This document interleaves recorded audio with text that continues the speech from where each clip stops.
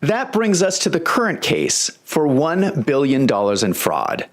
That's a lot of money. What is this $1 billion in fraud that they're talking about? So I started looking into the fraud case. The fraud case itself is very strange. Here's the typical life cycle of a fraud case.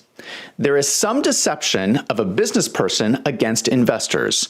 This is the fraud. Then, the fraud usually leads to a business failure. Either a business goes bankrupt or financial promises are not kept. Then, investors lose their money and get upset. The investors complain to the SEC or the FBI, who make an arrest.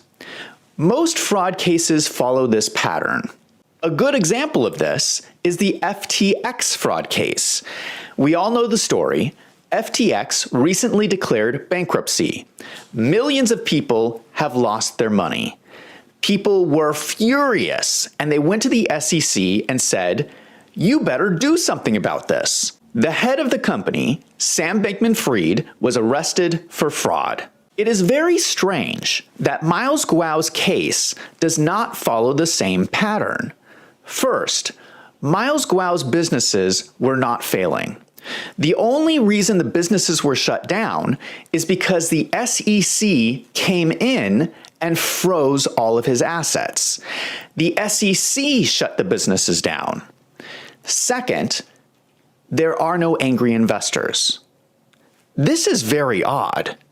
When you research fraud cases, it's usually very easy to find angry investors.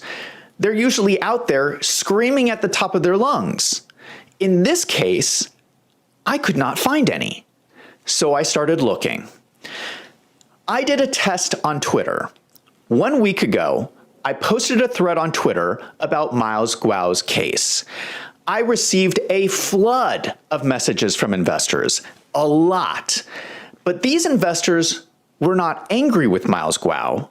They were telling me that Miles Guo was innocent, and they were begging for the US government to stop oppressing them. In fact, these investors are attending protests in support of Miles Guo. This really took me by surprise. This is very strange behavior by investors in a fraud case. Do you know how many messages I received from investors who were angry with Miles Guo? 0. Not a single one.